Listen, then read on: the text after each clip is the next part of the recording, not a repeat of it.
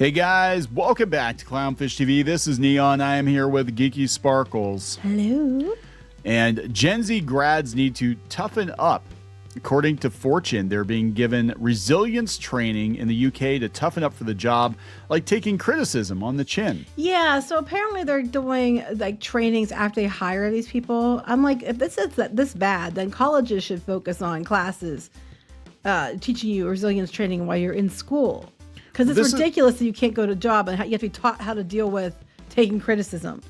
This reminds me of how colleges basically have to spend freshman year reteaching everybody's senior year because they don't know what the hell they're doing coming into it. And yeah, I think a lot of people are coddled. I think in college especially, they're coddled. So when they go out to the workforce, they're like, oh my God, there are actual expectations. A lot of colleges just take the money and give you shit. Yeah, that's part of it. And the other half, well, the other part we want to talk about, the main part we want to talk about was there's a Gen Z person, and he's McDonald's CEO. He started off as a dishwasher, and he's basically like, no one's gonna do it for you. If you want to be successful, you're gonna have to go work your butt off, find ways to move up and make it happen, because you can't count on anybody else to do it for you. So we're going to talk about this because everybody is looking for Gen Z stuff, and Gen Z is a very interesting generation because it does seem like you've got two sides of the same coin. You've got a lot of kids that have all the coddling and the helicopter parenting like the millennials before them. That was a trope. But then you also have a lot of Gen Z that want to go back to the way things used to be. And there's a lot of them that are out there getting it, because there's these youngest billionaires of Gen Z and different things. They get it. They're out there. They're trying. They're out there, doing something about it. And I think they're broad brushing most of Gen Z because of the behavior of some, and I don't think that's fair. So let's talk about this. Before we get into it any further, please subscribe for more pop culture news, views, and rants, guys. You'll get woohoo if you do. Woohoo! Go out to Clownfish TV, more clownfishtv.com. That's MORE for more Clownfish TV. And we got videos talking about life in the 80s because we're not Gen Z, but our kids are. So we'll... why are you talking about that? It's like because our kids are Gen Z. Our kids are, and they're running into a lot of the problems that keep coming up in these articles. The job situation, wanting physical media, feeling disconnected, feeling kind of out of time because of the pandemic. All of these things we've seen it firsthand. So we'll start with this one. This is the McDonald's CEO. He started off as a dishwasher. Yeah, his tough love career advice for Gen Z is if you want success, you got to make it happen. Yeah, well, I could tell you the same thing because that's something we learned a long time ago. Actually, it was funny because when we first met and we got married and stuff, I was always like, well, you have to wait your turn. And you were like, if you wait your turn, you're never going to get a turn. And it's kind of like, there's one story I always tell that you really hammered it home was we took our son to trick or treat at the mall. And I know this sounds unrelated, but it's completely, you'll get it in a minute. And we waited in line, and we waited in line, and we waited in line. Trick-or-treating started, but we weren't moving in the line. And here we weren't moving in the line because all these other people that were, a lot of them that were a lot of older kids, were going from station to station and not waiting in line. And just running across and going and getting the stuff. But because they were doing that, everybody in line wasn't getting a turn. And it's like if we stayed the way we were doing, we were never going to get a turn. And I hate to say that because it wasn't fair to the people that were waiting, but I also know the reality is if you sit there and wait to get noticed, you're going to be waiting a long time because everybody else is going to be dancing in front of these people while you're still waiting for a turn in line. Yeah, and that's it. And that's just kind of, it's just kind of Darwinism, right? It's how it works in the animal kingdom. I know it's really crass and crude to be like, we're just animals, but it's true.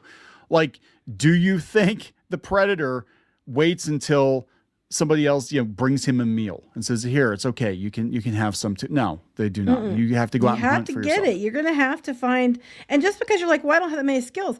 Not now, but it's like a video game. You're going to level up, right?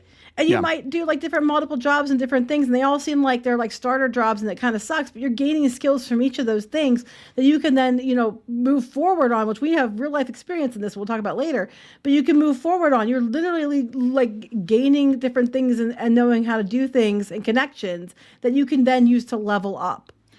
So this is the current McDonald's CEO. I can't pronounce his name. Chris Kempczynski. He offers no sympathy for Gen Z because they're like, what are we going to do? There's competition. The job market sucks. He said the 57-year-old, so he's Gen X, the 57-year-old executive is offering some blunt advice for aspiring young professionals. Whether the market is hot or cold, no one is going to give you a handout.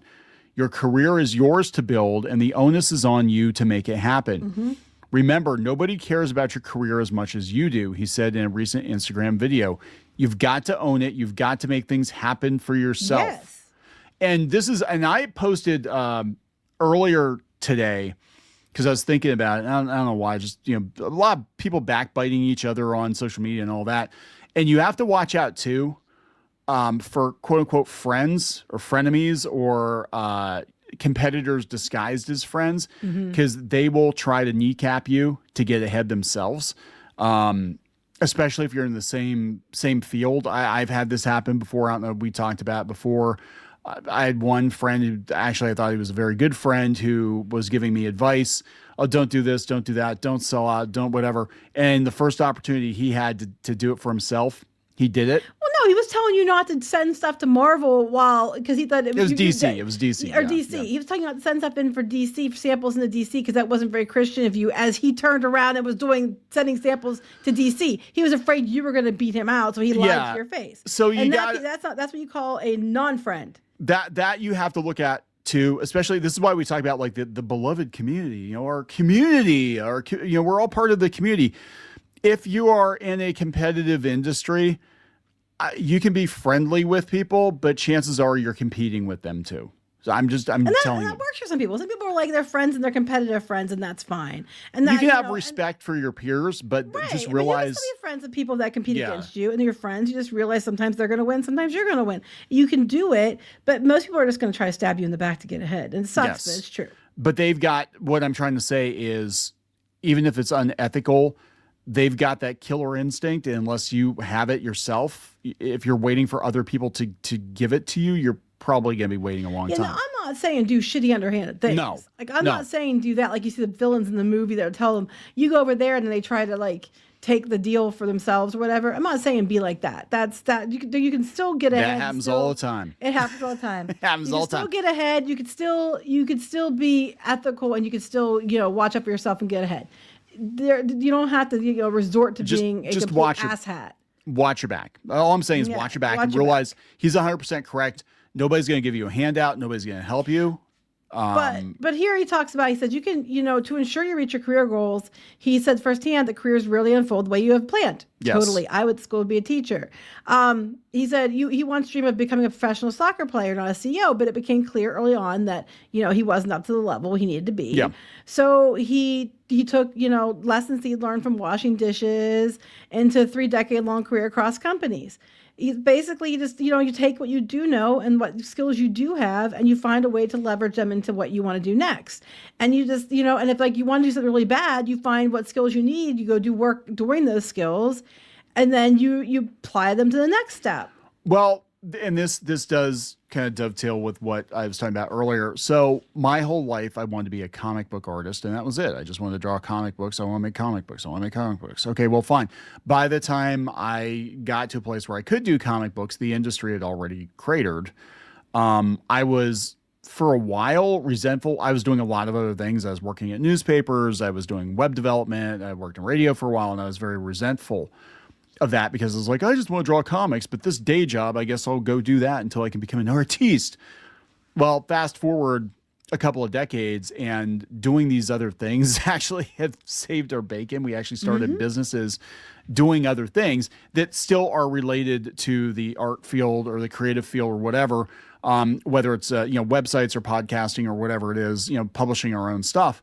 Had I gone in the direction I wanted to go in, I'd be staring at 50 and being like, I only know how to draw comic books. I don't know what I'm going to do because the industry is collapsing. So sometimes those detours are actually that's kind of what we were saying to animators and people who want to go to animation. It's like, well, okay, the animation industry is crap, which we've been telling you for like 2 years or longer. But we kept saying, but if you have skills to do animation, you have skills that you could take to other, professions that you can, maybe switch, go back to school, switch, or just, use your skills to get a job doing something else art related, but isn't that. That has more security. And that's what you can do. I mean, you just have to, find your openings and take it. And if every door shuts and window shuts, you get a chainsaw and you make your own damn door. Yeah, you have to. It really is. I mean, especially as the resources dwindle, right? people are going to be more competitive. So it's, I mean, I hate to be that guy, but I'm just getting, people are going to be a lot more competitive. People that were nice before might start being not so nice because the we resources. learned that so many times with webcomics. It's like the higher Yep. you went, the more people were assholes to you. It's like, you were my friend last week. Well, it was before you were bigger than me, you know, kind of thing. And it's like, what the hell? Yeah, we're seeing this in the some other spaces too. I'm just saying. So he says, keeping an open mind can be a career changer. Instead of expecting stability, one of the biggest paths to long-term success is embracing chaos with curiosity. The willingness to say yes when opportunities arise, according to Kempczynski. To be a yes person is way better than to be a no person, he told LinkedIn CEO Ryan Roslansky. So as those career twists and turns happen, the more that you're seen as someone who's willing to say yes and go do something, it just means you're going to get that next call. I can't tell you how many times Kneon has said he could do things he couldn't do just because he'd get the job and then he learned how to do it before he started. It happens so many times. And ironically, like video production, for one, he told me, yeah, I know how to do that. He didn't know how to do any of it, but he learned how to do it. I knew I could learn how to do it. I had the basics. I knew, He got the job and he learned how to do it. He did it and he was able to do what he said he could do. And then we've taken those skills and here we are now. You know, he didn't say, no, I can't do that. He's just like, sure, I can, or I will find out how to do it by tomorrow or something, you know. Try to look at it as positive as you can and be like, well, yeah, I'm going to learn that skill. No, I can't do it. Try. Yeah, and that's another thing too that I've learned with jobs too is like you're kind of expected to be Scotty, at least in the production end of it. Like you're expected to do the impossible on an impossible deadline, but sometimes you have to, because if you're not even willing to try and you give them the lecture up front, like, yeah, this isn't going to work because X, Y, Z reason, they're going to view you as being negative, even if you are pragmatic, even if you're realistic. Sometimes the people you're working for are not. Okay. They just want to hear, yes, I can get it done, because they're paying you to get it done. So, you know, it is what it is. Yeah. At the beginning of my career, I often credit it with my ability to say yes. Who's going to make the copies and who's going to get the coffee? Me. Who's going to be there early and set up the meeting? Me. Who's going to go watch which door consumers go in to determine what the best way or the best bay or window is for Saks Fifth Avenue? And that's me. That was a girl at L'Oreal. Yeah. That was not him. That was him. I'm like, why are you? That was Stephanie Kramer from L'Oreal. Stephanie Kramer. But no, that attitude. Now, I will also, I guess, give the opposite opinion, where sometimes you can set yourself up for disappointment if you go out of your way to do as much as possible for a company and then they don't reciprocate. That's true. You need to look at, like, I'm doing it for myself. I'm learning how to do this for myself. So whether I'm at this company or I'm someplace else, I know how to do this. And, you know what I'm saying? Because I think a lot of people, again, put unrealistic expectations on their company. They think the more they do, the more they're going to get paid. Or they're not going to do that. Some places, no. I think less corporate places might reward you for that. Corporations aren't going to do shit. Yeah. They're just going to take credit for your work and then move themselves ahead. Now, I'm sure that this is all roads are leading to AI, because they're all like, well, you need to be curious and willing to adapt to new workflows. I'm like, yeah, I'm sure that's where you're all going with this. But yeah, they said the idea that careers aren't built by waiting for someone to tell you what to do is exactly the message Kempczynski wanted to send to Gen Z. Staying curious. It's a correct message. It is. Staying curious and being willing to step through doors before you know exactly where they lead is often key to long-term success. Yeah, and then what happens is you blaze a trail and then other people want to follow you, but then you've got to be 3 steps ahead of them. Right. Well, yeah. But I mean, so you have that on one side, and then you have other businesses teaching kids how to toughen up. They don't know how to take criticism. So I think the best thing the colleges could do is teach people how the resilience training in school. If you're a parent and you have a child that's, you know, Gen Z or Gen Alpha, you need to make sure your kids learn resilience training, and they learn how to deal with criticism. They learn how to deal with things don't always go your way. And then they have to be taught how to deal with, you know, like stress at work. This is crazy. I'm like, this is like normal stuff. So this is a company. It's PwC UK.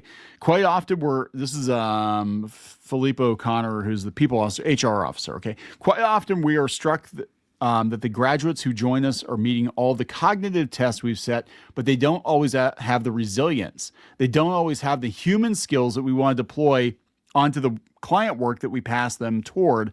We've really doubled down, particularly with this year's graduates. We're doing a whole load of separate training in their first 6 months with us, really about resilience, really about some of those communication skills. So they have to basically re-educate them. They have to teach 6 them. months re-educating them. They have to teach them the skills they should have picked up in grade school, high school, college, because the grade schools, the high schools, and the colleges are coddling people now. So they're not allowed to deal with conflict, and you're not allowed to have conflict. If you get into a fight, if a kid's picking on you and hits you, you get in trouble too. Right? It's so Yeah. stupid. If you don't even do anything. So they're teaching what they should already know. The flip side is if you have the opportunity to get this training and you're in a position that might benefit you later if you're Gen Z. But they're basically doing training to teach you how to deal with stress, how to make sure you can complete your workload. How do you manage your calendar? Oh God, this is okay. So this I feel this one. They said earlier this year, the executive led the charge to skill bosses in managing young professionals, citing that Gen Z responds to feedback differently. They want to know why, how. They want constant feedback. Oh my God, they do. On the flip side, she described having to teach basic things to young staffers that would mind boggle their Gen X counterparts. How do I manage my calendar? You have to actually accept the meeting request. So what happened to this whole like Gen Z knows tech better than Gen X and boomers? What happened to this? I know, right? You can't just walk out of the meeting that you're in because you have another one while it's still going on. I mean, that sucks. Oh, what are you supposed to do? You know? Oh my God. Yeah, you can't just, sit there and text your family all damn afternoon if we're paying you to be here. Charitable organizations are also stepping up to solve Gen Z's professional pitfalls. Radical Hope is a nonprofit, oh my God, helping equip college students with essential skills, including communication, interpersonal dexterity, and emotional intelligence. What? So now they said, okay, so this is Liz Field, the CEO of Radical Hope, hopes the Gen Z trainees will become adept in the skills we all got growing up at the kitchen table. Even little things like small talk can be a challenge for the young hopefuls striving to one day succeed in the workplace. That's why you have the Gen Z stare in that. It's like they don't want to talk. They won't ask somebody, do you want to go to the dining hall and grab dinner? Do you want to go grab a beer? Do you want to go for a walk? Do you want coffee? They internalize the whole thing. The face-to-face rejection is what they're afraid of. I mean, I get it. No one likes rejection. I completely understand that. But you're going to have to learn how to, you're talking like these people don't want to do even basic things because they're too worried.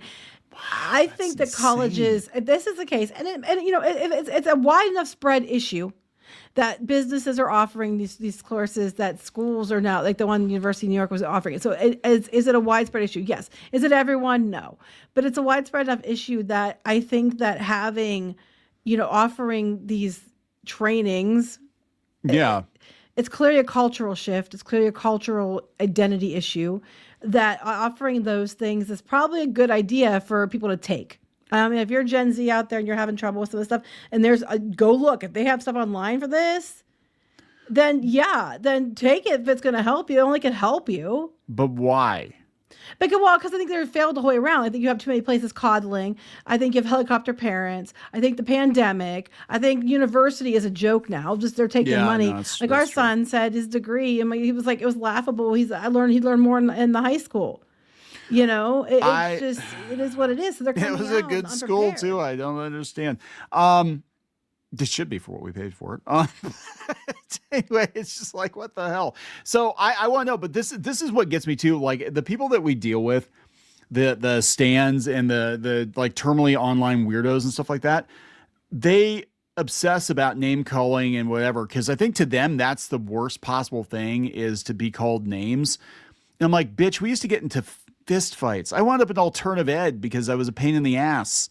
Yeah, like, you told the superintendent to get bent. I literally told the superintendent to go fuck himself. Yeah, I did. So you think you're going to come at me. So this is what I'm saying. So then what you do, if you know they're that fragile, is you turn it around. You're like, I am Gen X. I can break you. I can crack you.